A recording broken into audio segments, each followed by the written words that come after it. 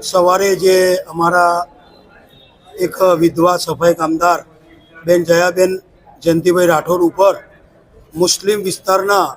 એક એરિયામાં તેમને સફાઈના નિયમ અનુસાર સફાઈ કામના નોકરી પ્રમાણે તેઓ ગયા અને તેમના ઉપર એક નજીવી બાબતમાં એક મુસ્લિમ ભાઈએ લેડીઝ ઉપર હુમલો કર્યો છે અને તે બાબતે અમો તમામ સફાઈ કામદારો અને આ 100 વર્ષની પ્રથમ ઘટના હશે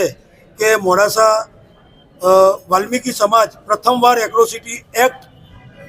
ગુનો અને સફાઈ કામદાર ઉપર આજે હુમલો કરવામાં આવ્યો તે બદલ મુસ્લિમ વિસ્તાર 48% વસ્તી ધરાવતો એ એરિયા અમે તમામ સફાઈ કામદારો તે એરિયામાં સફાઈ કરવા જઈશું નહીં અને જ્યાં સુધી આ બેનને